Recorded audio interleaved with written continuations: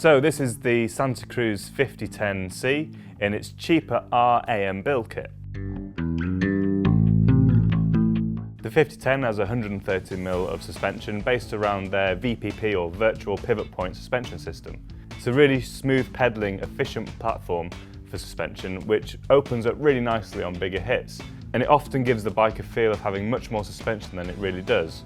When we first jumped on the 5010, we were surprised to hear it only had 130mm of suspension. You might be surprised to see a carbon Santa Cruz in Trail Bike of the Year, but this is because, well, we've got the cheaper build, but also because it's just the C version rather than the CC.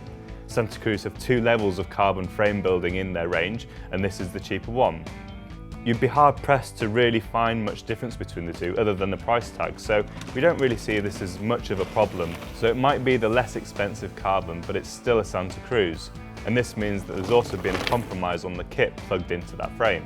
For example, instead of say the Pike or the 34 that we've seen on many other Trail Bike of the Year bikes, we've got a RockShox sector fork, which, while still a good performer, is definitely a step down in terms of quality over other forks in the test. As with the suspension, we're also seeing compromises on the drivetrain.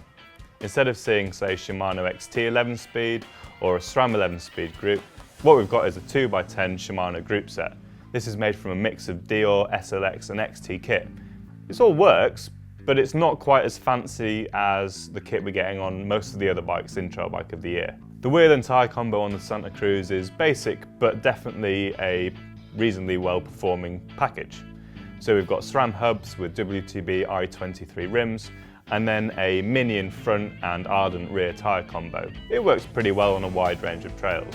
What you'll also notice is that we've got a KS dropper post in there, which isn't quite standard on the £3,100 price point 5010, but it is a worthwhile upgrade if you can stretch to it.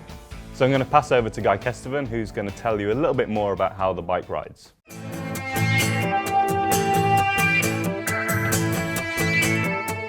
Yes, you can get a carbon Santa Cruz that fits into the pricing structure of Trail Bike of the Year, though that does mean it's a carbon Santa Cruz rather than a carbon Santa Cruz, which is the full-on lightweight spec. In terms of structural stiffness and strength though, it's absolutely on the money. Ride this at night and you probably wouldn't be able to tell the difference between the 2 frames.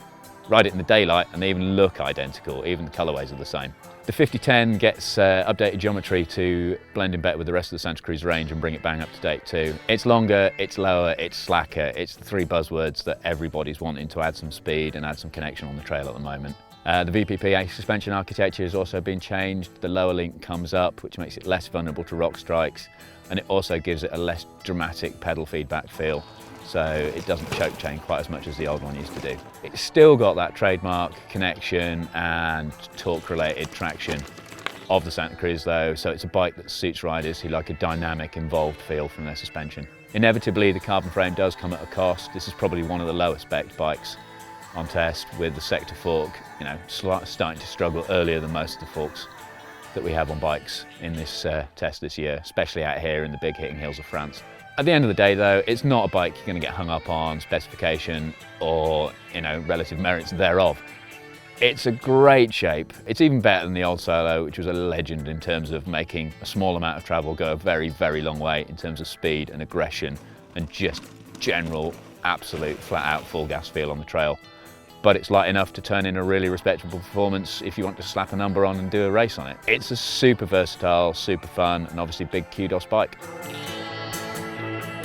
So what you're getting with the Santa Cruz, in Trail Bike of the Year terms at least, is a really solid frame, which we really like, with kit that is definitely compromised.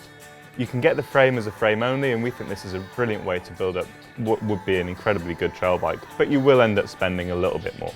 We'll be bringing you videos from the top 12 bikes in Trail Bike of the Year, so check out the playlist for links to the rest of them.